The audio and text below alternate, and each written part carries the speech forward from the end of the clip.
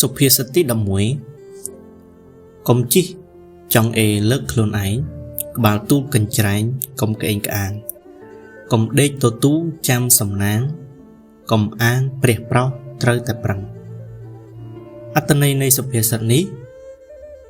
មានន័យថាកុំអង្គុយលើចង្អេរដើម្បីលើកខ្លួនឯង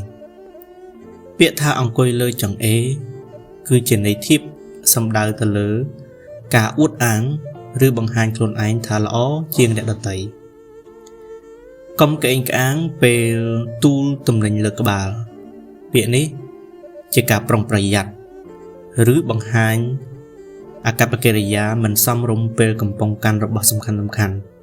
ព្រោះបើសិនជាធ្វើដូច្នោះអ្នកអាចបាត់តុល្យភាពទំនិញលើក្បាលរបស់អ្នកនឹងធ្លាក់ចុះក្រោមកុំដេកទ្រោកក្បាលរងចាំសំណាងមានន័យថាកុំរស់ដោយសង្ឃឹមលើសំណាងតែមួយមុខដោយមិនខិតខំប្រឹងប្រែងសំណាងមិនមករកអ្នកដែលគ្រាន់តែរងចាំទេ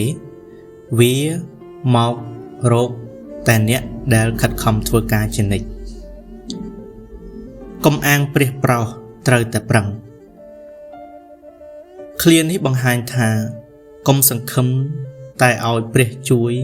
តែមួយមុខដោយគ្មានសកម្មភាពផ្ទាល់ខ្លួនព្រះអាចជួយអ្នកបានលុះត្រាតែអ្នកចាប់ផ្ដើមជួយខ្លួនឯងជាមុនសិនសរុបមកសុភាសិតនេះបង្រៀនយើងអំពីភាពទន់ភ្លន់ការដាក់ខ្លួនការប្រឹងប្រែង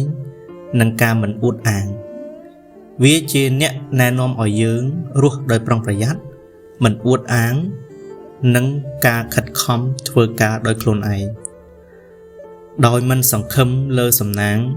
ឬអំណោយពីព្រះតែមួយមុខប៉ុណ្ណោះទេមេរៀនជីវិតសុភាសិតនេះ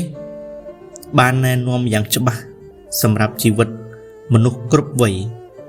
គឺទី1កុំអួតអាងដើម្បីស្វែងរកការគោរពទី2ត្រូវចេះដាក់ខ្លួនសុភាពនិងអំណត់ដើម្បីរកសេចក្តីសុខទី3ត្រូវចេះខិតខំប្រឹងប្រែងដើម្បីរកភាពជោគជ័យពិតប្រាកដទី4ត្រូវជឿជាក់លើខ្លួនឯងហើយប្រើសេចក្តីជឿជាក់ជាកម្លាំងជំរុញទឹកចិត្តខ្លួនឯងព្រះជួយអ្នកដែលជួយខ្លួនឯងអ្នកប្រឹងប្រែងមិនដែលនៅក្រោយជីវិតទេប៉ុន្តែនឹងឈ្នះនៅថ្ងៃណាមួយសូមអរគុណ